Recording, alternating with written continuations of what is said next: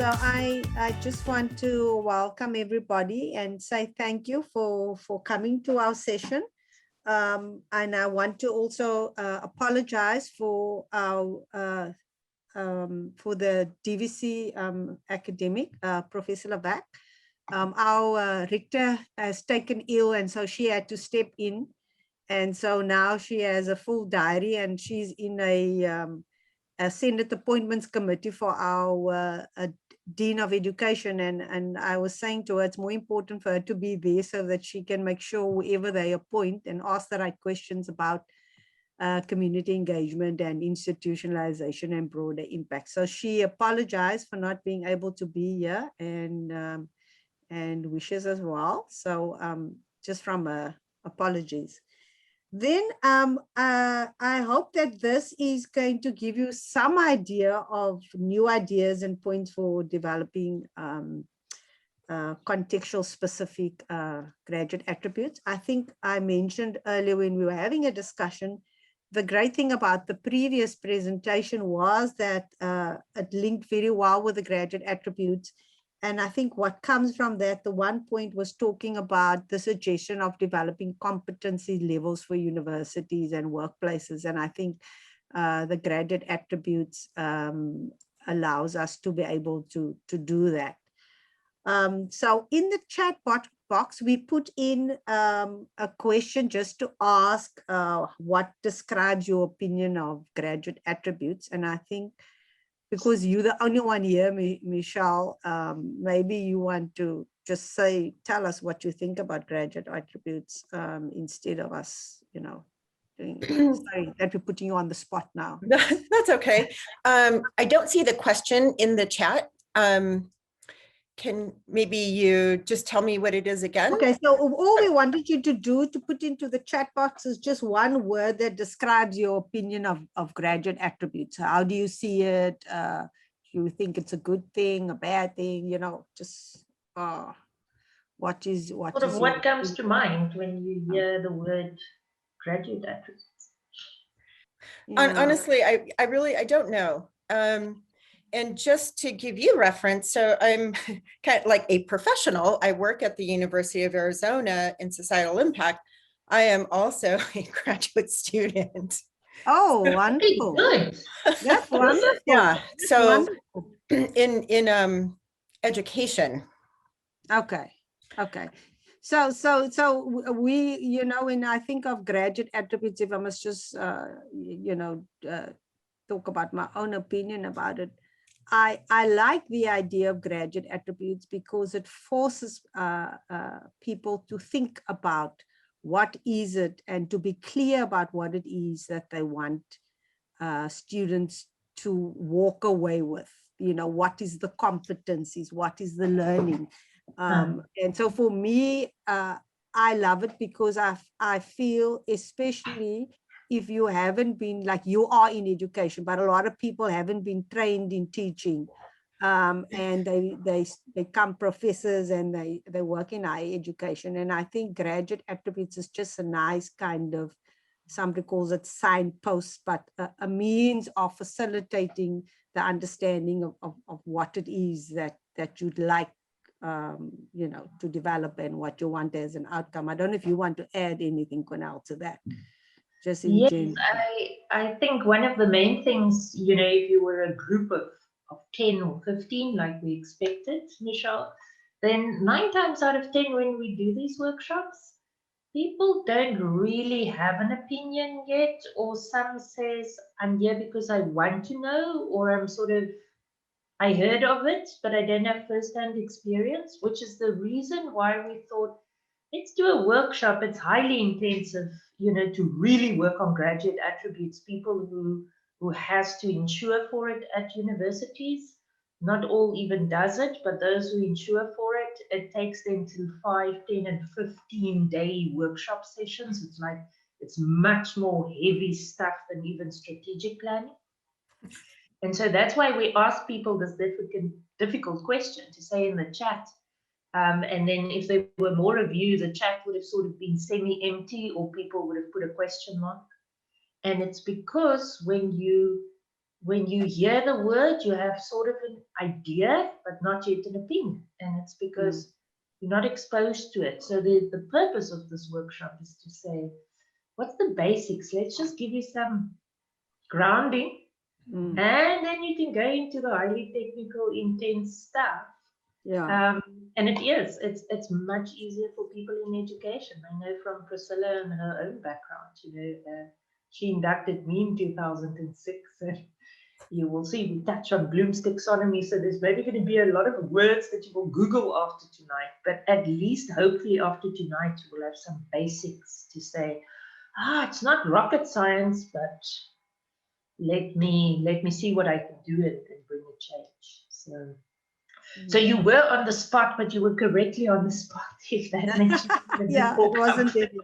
Yeah. And you see, I jumped in there because I know what it is like to be there. So I jumped right in there. I think what we want to do with the workshop really is to take the graduate attributes, but also to emphasize the importance of diversity and how do you infuse that principle into graduate attributes. And earlier when we were still waiting for people to come in, we were talking about, do you talk, we were talking about racism, and I said it's much easier. And we come from South Africa where that's such a big issue that when we are working with students, we rather start from the basis of diversity and talking about difference and the way people other each other and then exclude people. And then what will then come out would be part of that would be race. But, if you start out with the race, everybody has their backs up and, you end up feeling guilty if your color isn't right, and then it doesn't open the door for any interesting discussions. And I think I'm just going to say here that Cornel, if you want to put on the first slide, but we have a definition of graduate attributes. And I went, Cornel, there's various definitions. And I think the definitions are as different as people we have in the world and the characteristics of people. But it is Guion. I went to go and, how you do the pronunciation because it's French and I still didn't get it right. So apologies. But he says that diversity is a mosaic of people who bring a variety of ethnic, cultural backgrounds, styles, perspectives, values, beliefs as assets to the group and organization in which they interact. And I think it's important that you'll see assets is highlighted because I think that diversity makes any project, anything that you embark on where you have to be innovative, where you have to come up with new ideas, makes it a much, shall I say, effective kind of discussion. But again, like we were saying earlier, you either embrace diversity or you try and ignore it and act as if it's not there, and then it goes underground and you end up having serious problems when you're starting to work. So the whole issue of diversity becomes important when you start training, and with you, for instance, in education, I think it would be also very important. And is becoming more important even now during COVID. And if we think about what happened in our first session, where people were saying is that people who are marginalized because of some aspect of diversity has been impacted more by the pandemic than others. So Cornel, I don't know if you want to continue with this, but before you start, I just wanted to say what Cornel and I do a lot is we tag team. And we do a lot of training in diversity because we work in communities in South Africa. And because the two of us are so different, she's white and blonde with blue eyes, and I'm black or brown or whatever you want to call it, because we were also talking about shades of blackness. People have, when they see the two of us together, they have immediate ideas about how it defines us. And so it becomes very interesting because I love watching people react to Cornel. And then once she starts presenting and they really see her, because I also think one has to then start looking past what you see in terms of race and color and all of the other things, people realize, but in actual fact, we we are very similar and we've had similar backgrounds, because there are other issues that influence you as a person that goes beyond the color of your skin, and your culture. There are other issues. And I think what has worked well for us, it then allows people to deal with that, because then we ask them questions about how did they react to Cornel, and they thought, oh, she's this and that person. And then all of a sudden, it makes it then easier for them to say what was the other preconceived ideas they had about others in the classroom, and how they will deal with it. Okay, Cornel, so I'm going to hand over to you. Can I? Good. Yes, please.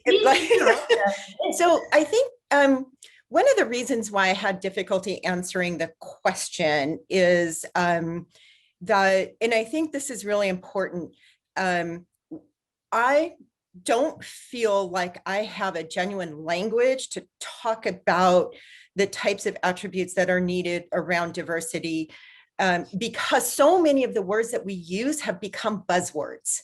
Yes. And I'm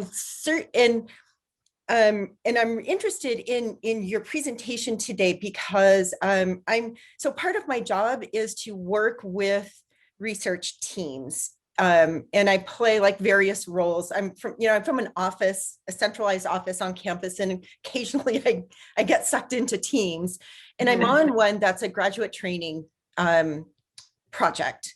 And they're bringing, so not sort of ethnically or culturally diverse students together as a cohort of trainees, but scientific culture differences together. And I wonder about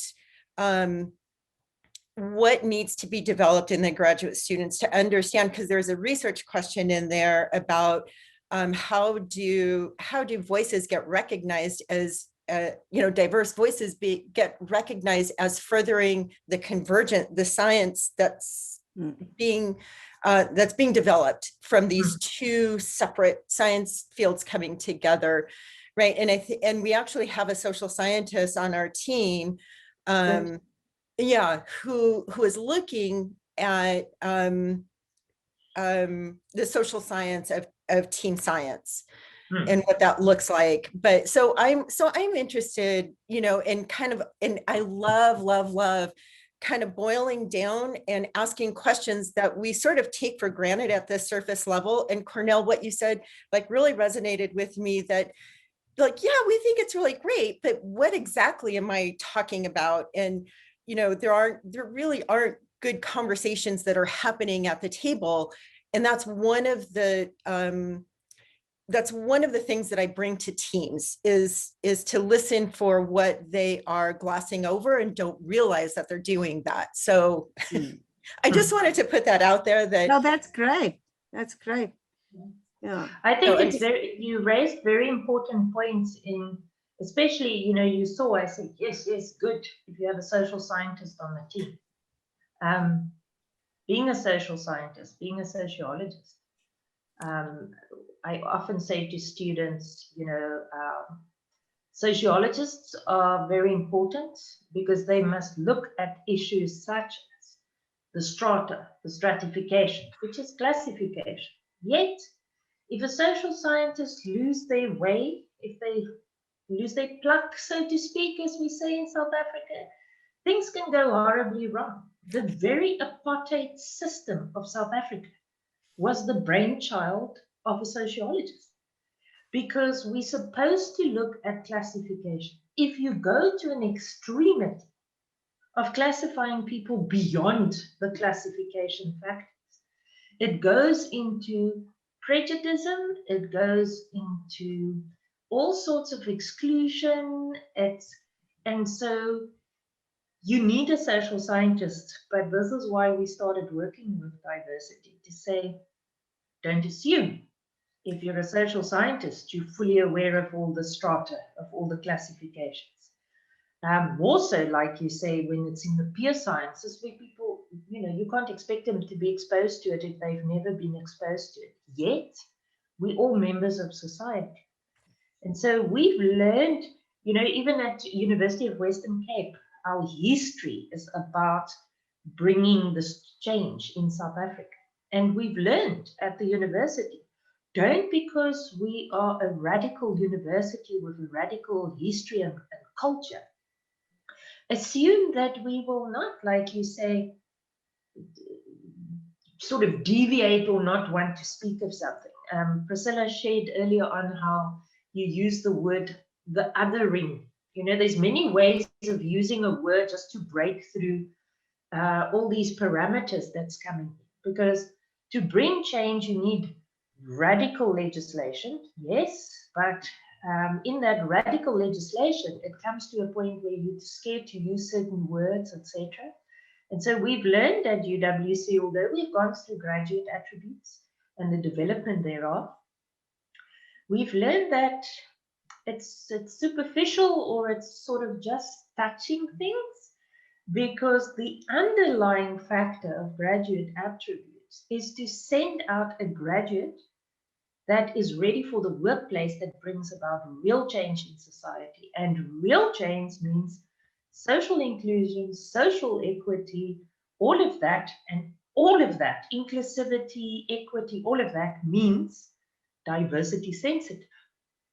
So we need to, and this is what I liked about the plenary, is that we actually need to start at school level even. I mean, we're not even there in South Africa yet, but we need to start, and this is why Priscilla said when she and I work with community members even, not just with students and staff on campus, we sort of play each other off to say, let's face up. What did you think of the two of us? What was your preconceived assumptions? Because we've been institutionalized in a certain way because of our history, because of our context. Because if you break it down, coming from this history that we come from in South Africa, you find out that the biggest problem is classism, not racism. Mm. But because we're still fighting the racism battle, we're not even touching classism. We sort of, you know, the two strata that does the most is gender and race. But if all groups start protesting, so to speak, for the different strata, then you will find out it's the socio-economic demographics. And that a certain skin color or a certain gender or sexual preference or economic status or geographical placement does not define me, but because of my impulses that I got, that makes me have certain opinions, which I don't even know where it comes from. And we're going to touch on that today when we look at the dimensions of diversity, when we realize, oh my goodness, this is what's influenced me.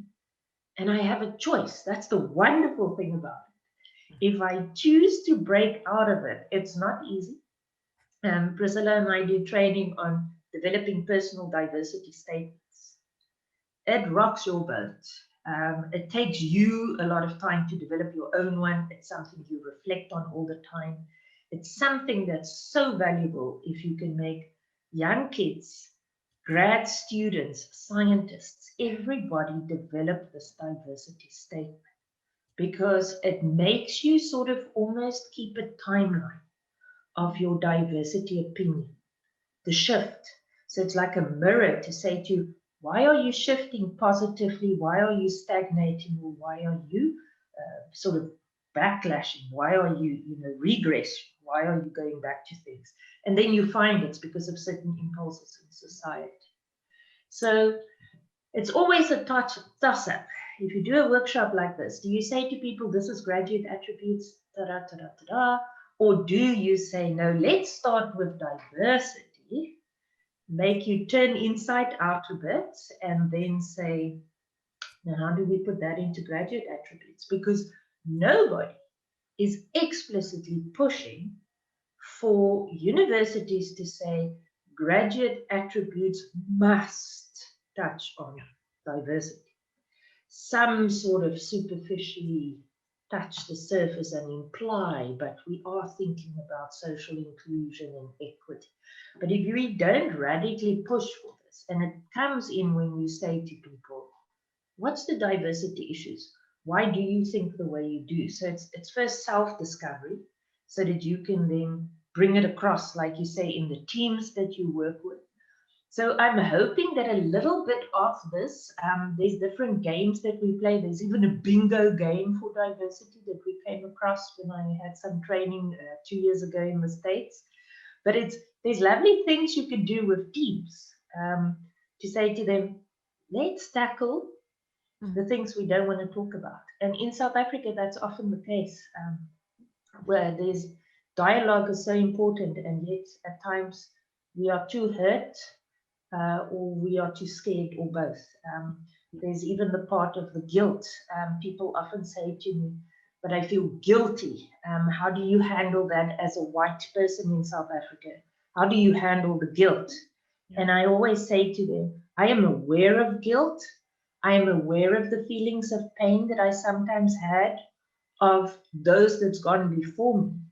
I cannot change time, but I have a chance to make a difference. And change starts with me. And by being that, it means that you need to use yourself then as a vehicle, which is what Priscilla and I often do. But it also means that the journey is sometimes painful because you need to allow people to lash out to you because of the classification that they have about you. But you need to know it's not about you, it's about what you represent. We can't do all of that today. We normally do long sessions on this, but we're going to take you through sort of a crash course on a few slides. Feel free in the chat also to put some things, or just raise your hands because we're not a big group. And then we see how time handles us, and then we take some questions and discussions. I have also on our session, you would have seen there's, you can download the presentation, you can download some of the tool. There's a lot more that we can share. I have not, I don't think so, Priscilla, we haven't shared our email addresses, have we? No, we haven't. Cornel, can I just add to what you're saying? Because I wanted to ask Michelle that, because part of her question, I was wondering whether she was also alluding to a professional and academic status, which also influences when you're working in teams. Because remember I said to you that what also impacts that kind of diversity also has an impact, because even in the sciences, where the sciences have a higher status than social sciences, the pure sciences, even in the pure sciences, there are differences in professional status and academic status in terms of that. And that could make it very difficult for voices to be heard, and that could be glossed over and sometimes silenced. I don't know if I heard you correctly, Michelle, if that was also something you were alluding to. I wasn't, but that's a great point. And I always love to point out that this team is working very, very hard to be transparent and to be honest about their attempts at diversity. They tried their best to have a very diverse research team of early career to, full professors. And trainees have multiple mentors, but they have also, they're also bringing in 2 of the graduate students under the social scientists to actually be a part of the cohort and to do everything that the cohort is doing. And they're very open with their discussions about their attempts to have conversations and to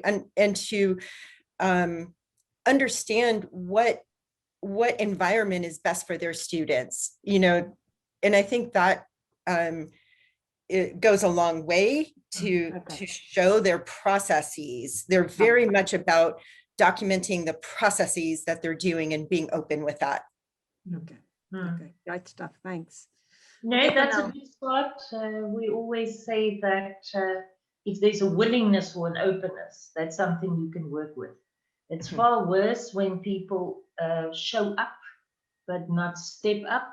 And so when they use it as a tick list, do we have a male? Do we have 2 females? Do we have, because people, that's not real.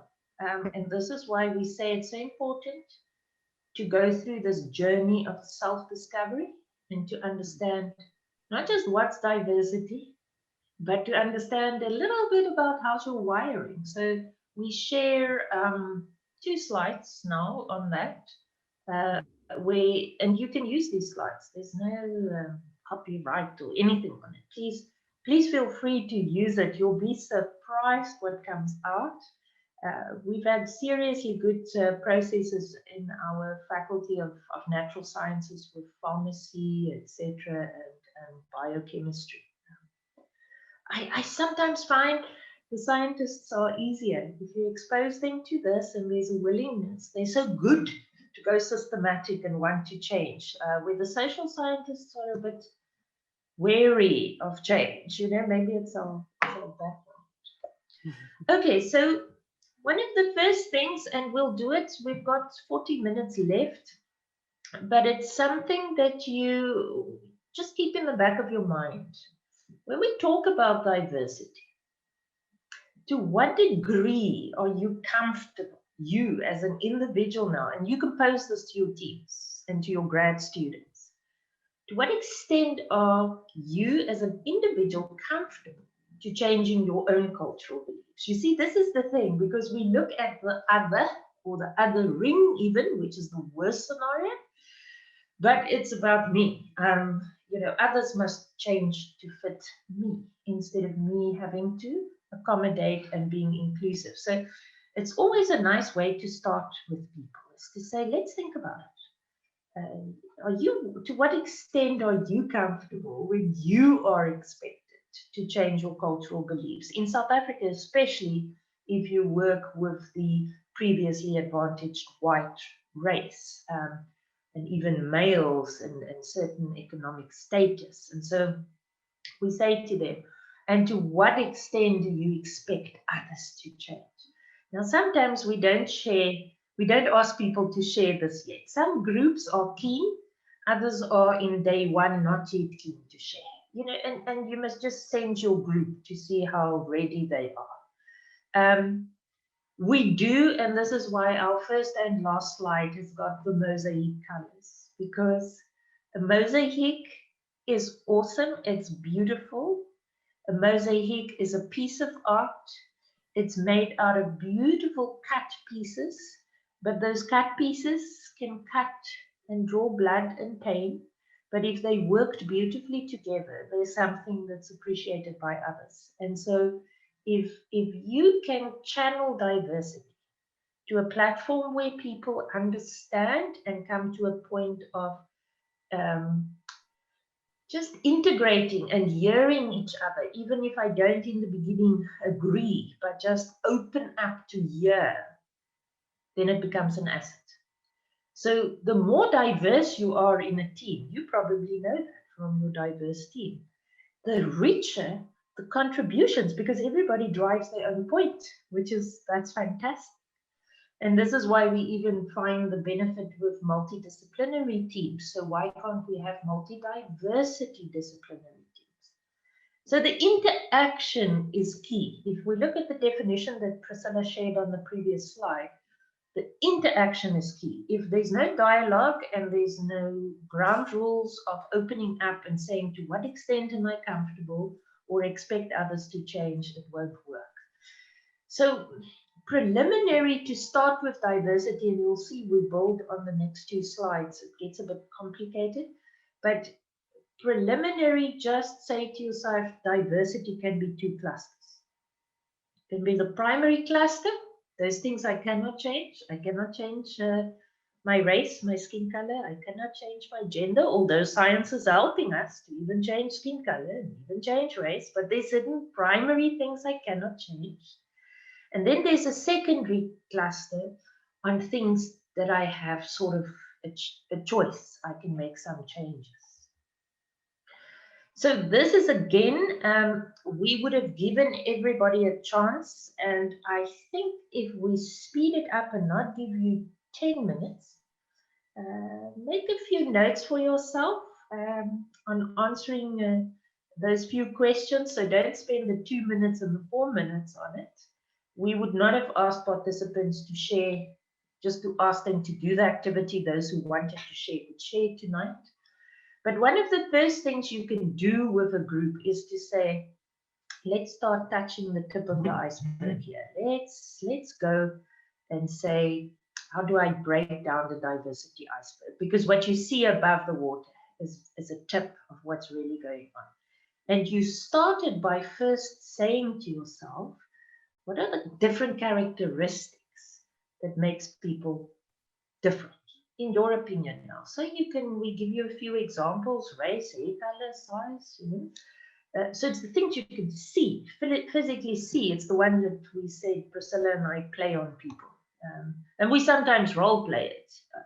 I dress up in a certain way sometimes, depending on the group that we're going to work with. And then what are these things that we cannot see? Those unspoken things until we engage with someone. And until somebody is willing to feel safe to share. Like, what is my religion? What is my sexual orientation? What is my cultural beliefs, etc. So think a little bit on your own side. What are the things that you first see in someone? Or look at the screen with all of us now and say, what sort of first draw your attention? Is it my age? Is it my pronunciation, my South African accent? What is it? And then try and figure out, is she spiritual? Is she atheist? Is she bisexual, homosexual? What does she believe in? Although we did interact already a little bit. Then give the group a few minutes. This was now quite short that we would have done in the workshop, but when we do it for real with groups, we normally give them 5 minutes for each. So it's a 15-minute activity, and then we take 15 minutes for those to share. And it's surprising how there's always somebody that's willing to share. You have to, depending on your group, lay a few house rules about respecting for others, not pulling faces. It depends on the dynamic of the group. And then we say to people, now that you say, what do you always first look for? When we always laugh, women always look at men's feet or hands. There's always this thing, are you a hand person or a feet person? Men will always say they look for tall women or dark or fair or whatever, long hair or short hair. So once you've done that first exercise about what you first see about somebody, we say to them, okay, now think about, how do you describe people? When you refer to people, what do you say? What categories do you use to describe? Do you start with, say, that is a Muslim woman that's middle-aged? Or do you say it's a white woman with blonde hair? What categories do you sort of first use? And sometimes you don't know this immediately unless you're made aware of, and then you start sort of hearing yourself next time you speak. So maybe after tonight, the penny will drop when you say something and you will realize, oh my goodness, this is how I refer to people. And then the last thing we ask people always to do is to say, when you look at your social interactions at work, and so if it's a student group, you say to them, when you look at your peers and when you interact on campus, what characteristics do you most associate in your circle? So that sort of close circle, your buddies or your close colleagues with whom you get more than professional relationships. What are those characteristics? And again, is it primary? Is it secondary? And why? Why do you feel, and in South Africa, this is very interesting data always because of how we were by legislation segregated. So our Verwoerd, our father of apartheid, he basically said, you are much better off if you are with people that's like you, people that speak your language. So they even use language as a barrier. And when you start using that with people, when you don't understand someone, you fear it, you fear the unknown. And then they used methods of making us scared.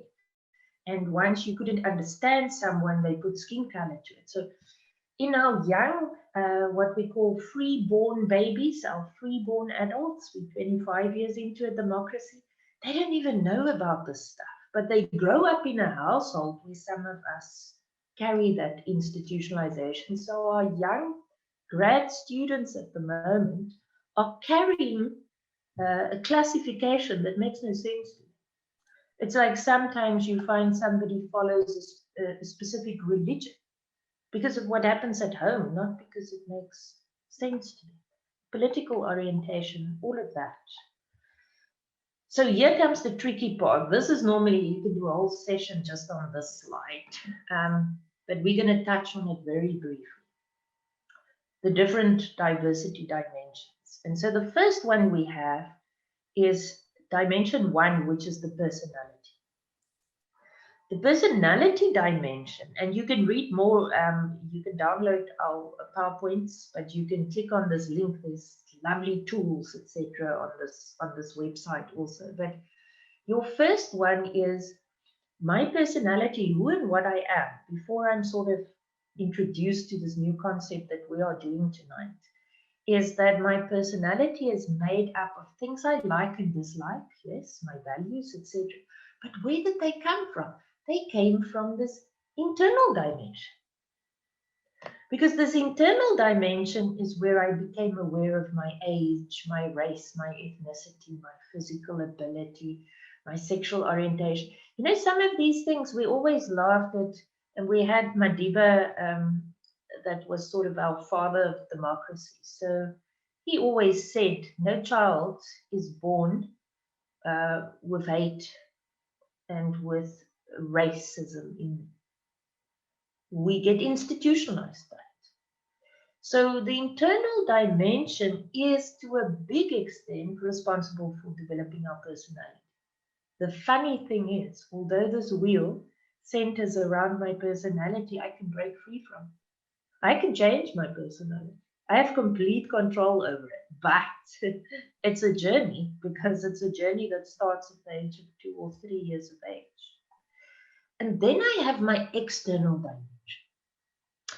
A very tricky dimension. I have some control over it, but it's a bit tricky because it's what society normally pressure us to do. So sometimes, you know, it depends on the country in which you'll find yourself, the socioeconomic status. So with young kids, it's peer pressure.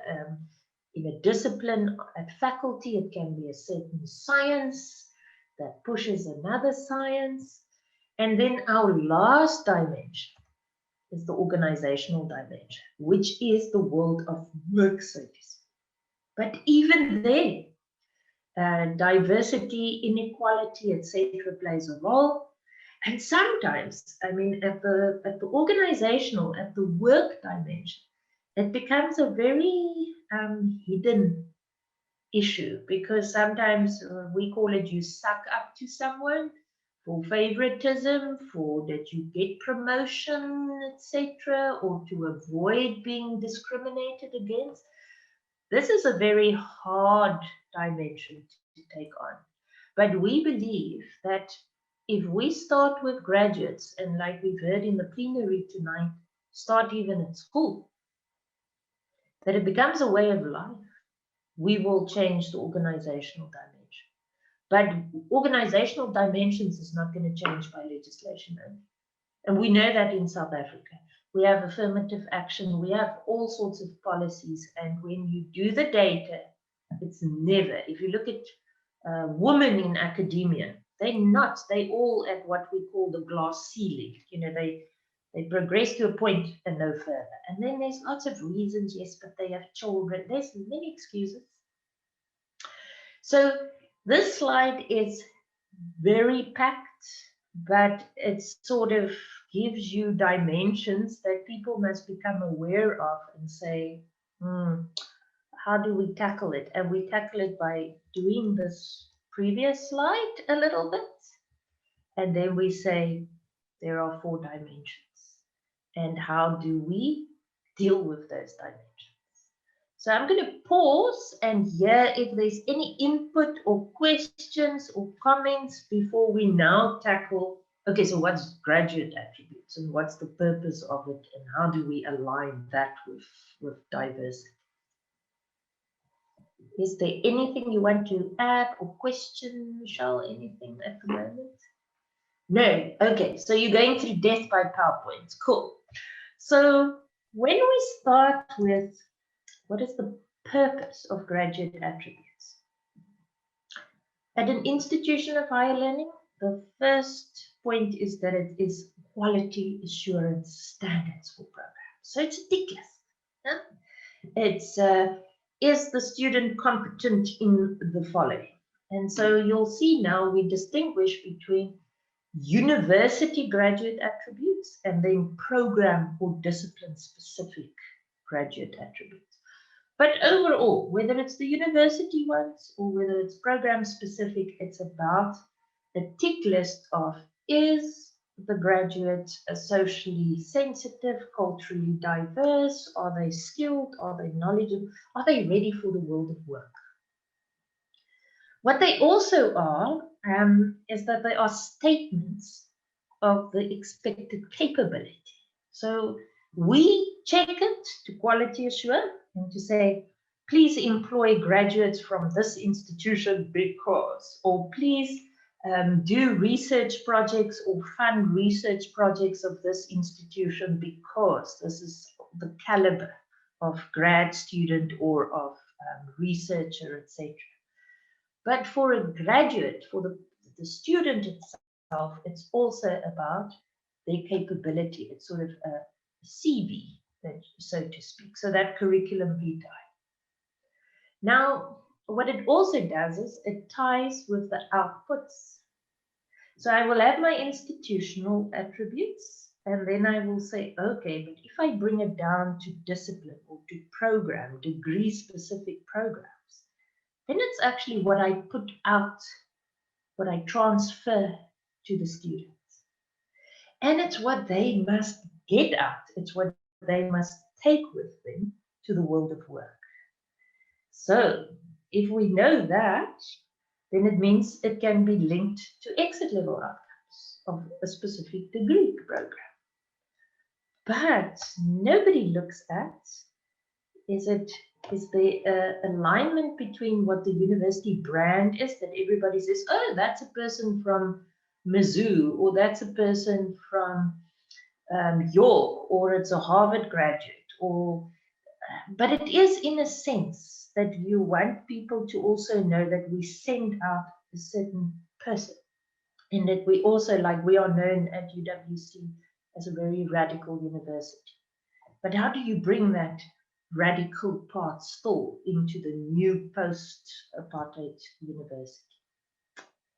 So what's the expectations? The expectations of graduate attributes, yes, that we do knowledge transfer, we do skill transfer, yes, we do the application of these knowledge and skills, communication skills, very important, because it's the communication one also that makes me learn the new language that links with.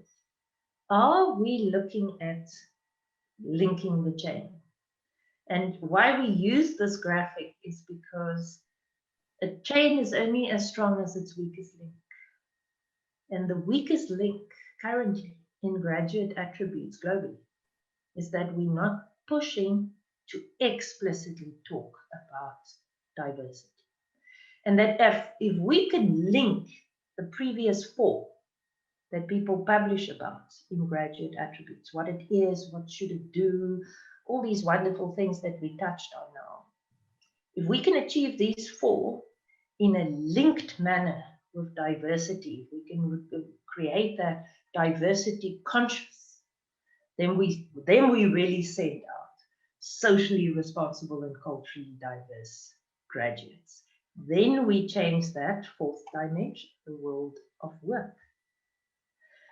So what do we do when we look at the learning outcomes of a program? So you would recall that I said there are the university brands one, it's sort of a generic one, that somebody that comes from X institution has a certain style about them. But when I study a certain program in that institution, I have a more specific style as an engineer or as a marine biologist from that institution versus a marine biologist from another institution. So when we take graduate attributes now to program level, then we talk about learning outcomes, not graduate exiting qualities. So that's the big difference.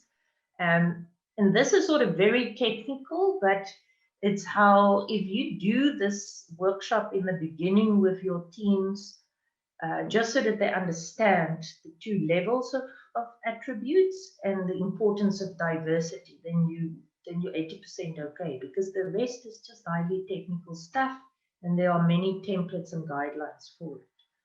But when you go to program level, you say at the end of this program, what must be the competencies, the knowledge, the skills, and the attitudes? Because if you bring in the attitudes, that links with the diversity of the students when they leave. The second thing that we want to do, oh, now why is my slide freezing? There we go. Even the slide is tired. So the second thing we want to do is to specify specific knowledge and skills and the capability, but more importantly, we want to also, as a third attribute, as a third component, we want to indicate it explicitly in the content. Now, again, you will hear us speaking of explicit, because it's only when we showcase that people can't use it as a tick list.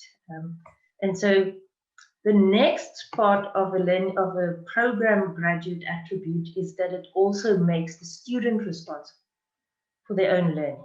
Because now they see what is expected of me. What must I be capable of? What must I know? What must I apply? But at the same time, what is it that I need to showcase that I can do? Which brings us to the very important one that everybody leaves out, and that's how are we linking it to goals? And if we say one of the biggest goals is socially accountable and culturally diverse consciousness, then it becomes a bit tricky. So the only way of making it explicit, this is more technical, and so we're not going to deal a lot with this tonight, is to make our graduate attributes SMART. So not too sure if you're familiar with the SMART terminology, but it's that it must be specific. The S stands for specific, measurable, attainable. So if we start saying, I must do this, this forces you to not just do a tick list. You can't. And it also makes it measurable. So it also enables you to measure the broader impact. It measures the extent to which you are really doing that shift. So these three is sort of what's important, how you do it, and how you take it down for every content topic that you do. So now it becomes very nitty-gritty, and that's normally in a 4th or 5th workshop that you do. And then something that also helps is Bloom's taxonomy, because it helps you just to see of the levels for different disciplines, for different programs. Now, tonight I can, but we only have 16 minutes left. We would have had Vivienne Lawack, our DBC, responsible for teaching and learning and for all our academic programs at the university, and we're sort of the champion of the graduate attributes of the university. She would have done a big presentation on, we have 2 tiers. The first tier has these 4, and then these 4 are, sort of broken down into more detail. But one of the big things, if you read up, and it's available via the internet also, if you look at UWC, the University of Western Cape's graduate attributes, the university branded ones, this critical citizenship and the social good, and it's a relationship for interaction with global and local communities. This one is where social diversity lies, but it's lying so quietly that we started this process of saying, no, it must go into the curriculum. It must go into the daily activities between staff and students and between colleagues, because that way we know the world of work that fourth dimension will change. And it will change, just it will become a change automatically because people will leave with a certain mindset, just like at the moment people arrive with a certain mindset. So this is something that you can look at by your own institution, but we use these four to share with you this. This is sort of wow, but we've put a Word document for you also on the platform that you can download. This populated one as an example, but then an empty one that you can share with people if it's applicable for you. So here's just one example where we say in this module for a first year student in a specific degree program, we want them to have a critical understanding of what's community and what's the community development context, because it's all about the diversity and the strata in society. And then we say, what do we touch on? Especially, you know, because of the post-colonial history and apartheid, etc., and colonialism. Although globally we speak of decolonization. And then we looked at, if we take that first four in our tiers for the university, we say each one of these topics, let's plot which attributes does it touch. And then we say of the dimensions, there's 4 dimensions, where can I bring those dimensions in? So in this topic, the first topic, I can't do anything except the identity and the second dimension. But in this one, I can maybe do all 4. But it goes further. Remember, it must be smart, must be measurable. And so we say, how do we assess it? And we can take it even further. What is this one is an example now of the COVID life, where we do virtual teaching. And so we say, what activities can I make students do to test? Is the graduate attributes there?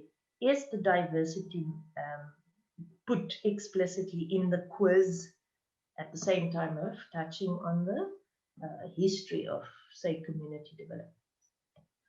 So I don't know, Michelle, do you feel like doing this activity, or must we just explain it for you on something that you can do by just plotting something down? We've got some more people, Cornel. There's more than there's still Are there 2 more now? Oh, that's Yeah, wonderful. you're lucky. I can't see Yeah. all our participants now. Oh, I see there's several more. So you're not alone, but I see you raise your hand, Michelle. Is there something you want to add?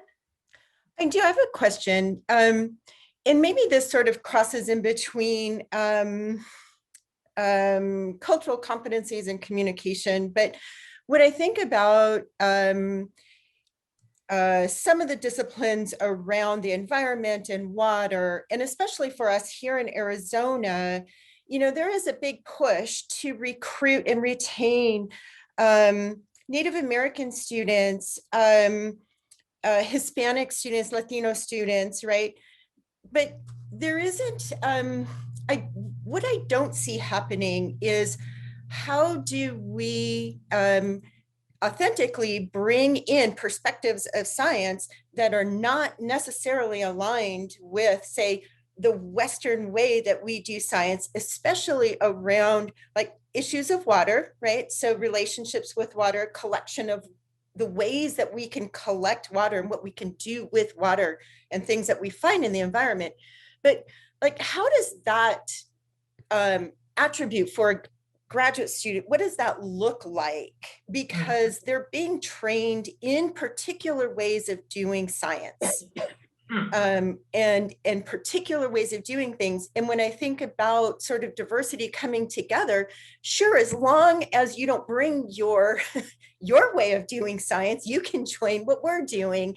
You know, like there hasn't yet opened up a space to have those conversations that I've really seen in science. I think it's happening in some of the other departments, like in higher education, in College of Education, and maybe some of the others, but not within the disciplines themselves. And I'm just wondering, like, where does that fall into the types of attributes for graduate students? I don't know, Priscilla, did you want to add before I give an example of what we have in the medical biosciences with our Um, traditional leaders? Yeah, I think what we normally try and do is we build it into the assignments, and where there are spaces for assessment, and where we do our placements, and so we build that in by exposing the different students. So my suggestion, I mean, would be that if you are working with that kind of diverse grouping in sciences, is to then in your, where Cornel had all the assessments and all of that, is that you build something into your assessments and your examples that will allow, because what we also found that if you give some of the students who are part of the diversity group an opportunity to expose the other, who may be the majority, to a different way of looking at water, because I like your idea of the water, because I mean there's a whole big spiritual component of water, if you're looking at that, and for people to then have an idea of what it really means, and how people's cultural background is linked to water, because we have it here too, how people see water and how water is perceived and how water is used, and the interesting thing about, if I'm just taking water as an example, scientifically it has been proven that water, in actual fact, the molecules change when you speak to it, when it's in nature, when all of that, and there's a lot of scientific research. So it's not now only the spiritual component. So one could use those things, and there are a lot of YouTube videos to highlight that. So for me, again, as I said to you in the beginning, I find that the more we can depersonalize the diversity component. So you're not saying, oh, I want you to understand culture, I want you to understand people, but you use a YouTube video or you use the water in that way, then people are exposed. We've also found that in our placements, where you place people in spaces where they might not have been before, and one person has more, shall I say, remember we spoke about people having levels of where they feel safe and where they feel that they have the experience. I want to use the word, but where they feel more empowered, then they will be more interested in sharing some of the experiences. So again, what Cornel and I found in our training is the creation of those kind of safe spaces, where even in religion, you know, now with Islam and Christianity and all of the issues that are going on in the world, where you can have those discussions, and people who belong to the different religions will then come out and discuss those, but they also have to feel safe and not judged, and the ground rules have to be set. And so for me, it's more in the, if you're looking at the graduate attributes, it's in the practice, and then in linking the theory and practice, because that's a safer space for me than for you to just do it in a presentation or something like that. So my suggestion would be in the graduate aptitude, use it where you can touch on it when you're doing the theory, but when you're going towards the practice and the linking of the theory and practice, and in your assessment and that kind of thing, where you then you kind of have it as an infused principle. I don't know if that answers your question, Michelle. No, it does. Thank you. And I also think too, just going back to that question about to what degree are you comfortable with, I think this is one of those conversations that people are uncomfortable to have. And so they don't. Yes. So I really like that question too, as a starter. Yeah. Thank you. you. What we've also seen, as you've asked, you know, also, it starts with even how do you market a program? How do you let certain previously socially excluded groups, you know, women in science, the plenary discussion had it, certain racial groups in South Africa, certain geographical areas where you can't, you know, it doesn't come into peer science. Priscilla runs, she's the person in charge of all community engagement at the university. So the responsibility is, and this is why we're part of ARIS, is how you make people make broader impacts with when they do research. But in her case, it's also when we develop curriculum. Vivienne Lawack, our DVC, if she was here tonight, she would have said to you, she forces co-curriculation. Now, how do you do co-curriculation? You have to form partnerships with communities. So if I want to work, and we've got an example in the medical biosciences and in pharmacy, where if I want to bring in traditional medicine, if I want to bring in traditional healers versus medical professionals, they need to work together as teams. We need to break down, our DVC always spoke about several years ago, break the barriers between town and gown. Don't let others be out because you are in as the so-called enlightened academic. You are there because of society that gave you their ways and means of doing it. So bring society back in. We have it when a course is developed, or when we have an existing course that must be updated or reviewed. And we currently, with Vivienne Lawack, she's busy taking us all for recurriculation. We call it decolonization even of our curriculum, where she says, how are you going to make it inclusive? And the only way of doing it is putting committees together from people of all walks of life in society, and for saying, but what do we know or think is there, but we don't know enough regarding the spiritual aspect of water and water conservation, etc. And it comes back to this. I must learn to listen. And then if I am the so-called academic, I must be able to transfer it in other words into my own terminology, because it's no different. And I've seen it at the School of Pharmacy, where they actually explain antimicrobial use of antibiotics, but using people's terminology for it. Because it doesn't help saying you must call it this and you must eat and you must that, but it's in a society in South Africa where people have a meal every second day.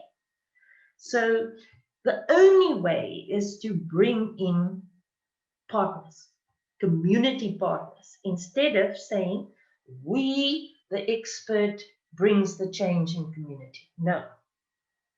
We, the people of society, will collectively brainstorm what is needed for society, and we as the institution will translate that into science, but we will not discover it by listening to others. You know, there's a big thing about indigenous knowledge and the whole ethics around it, etc.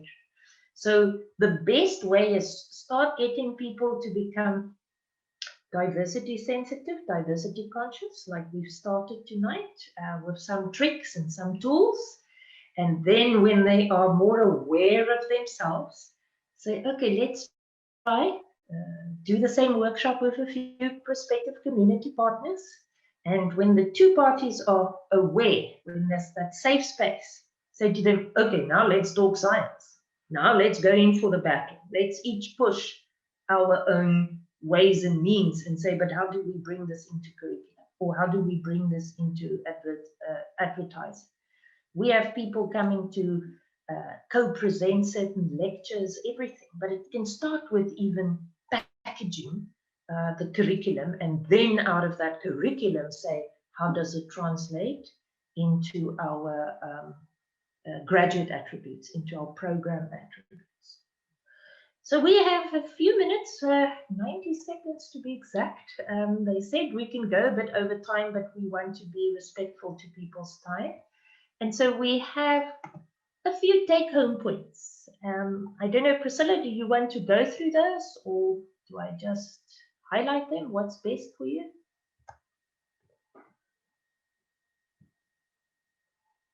Okay, I see Priscilla's on mute. So I'll take us through that we don't lose time. And I see there's something popping up in the chat, although I can't yet see it. But one of our first take-home points is start with staff understanding diversity dimensions. And to get into that wheel, you actually have to start with those basic activities, breaking down the iceberg, and even prior to that, a few questions on how do I classify people? What do I look at people first so that I understand where my own institutionalization comes from?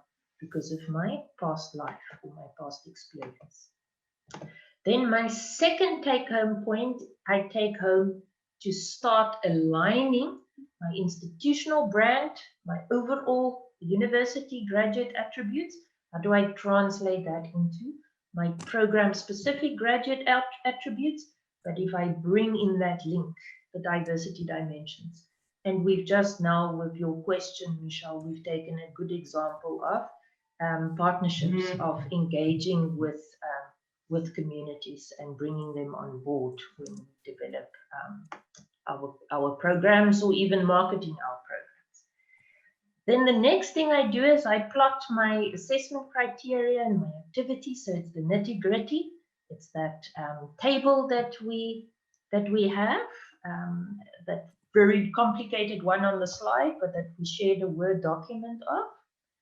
And then the second last point we take home is, let's explicitly go and plot our diversity dimensions in our curriculum, or even if it's a research project. Let's do, whatever the research outputs are for the research team. Let's explicitly plot what diversity change is it going to bring? How is it going to be broader impacts? And then last but not least, the technical part, which is the smart part. It must be measurable, etc. Because then we can do monitoring and evaluation. And if we can do this, it means we can justify the societal impact that links with broader impacts. And so we say thanks to everyone. We'll check now with a few questions in the last few minutes we have left.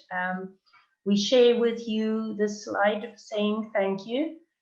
In South Africa, we have many ethnical groups, and we have 11 different official languages. So those are all 11 official languages, and for our hard of hearing community members too. So your first test to South African language diversity.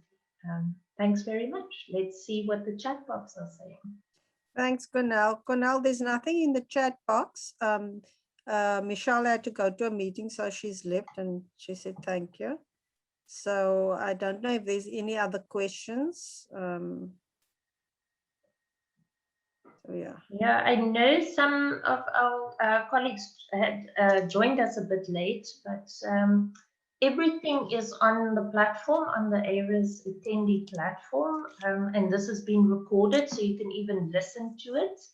And we will update our profiles to make sure that our email addresses are available for if you need to touch base or share ideas or connect. We love working with diverse groups, and diversity even goes between different countries. So thank you for attending.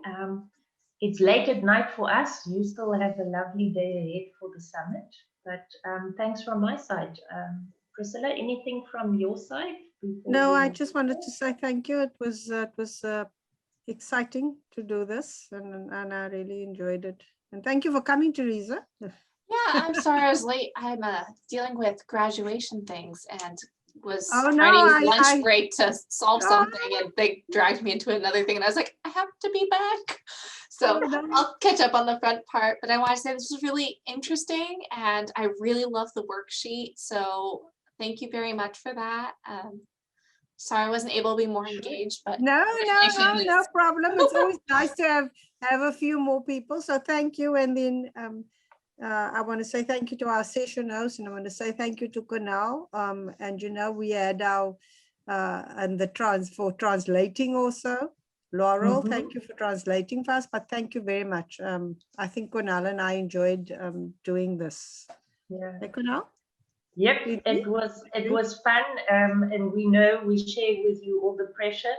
We were just saying to our session host, we're in a semi-privileged position because of being 8 hours ahead of the US. So we finish at campus there, and we can't be called into all these things now. It's the worst time of the year for you guys and for us in higher education. But I think if you go through the recording or even just download our slides, the first 3 slides are sort of activity things on becoming diversity conscious. Yep. And that was the main point, is that we need to start, just like our plenary speaker said tonight, diversity must, they even said it has to start at school. We're pushing for it at university level, student level and staff level. So please feel free to make contact with us. Yep. Thank you very much. I appreciate it a lot.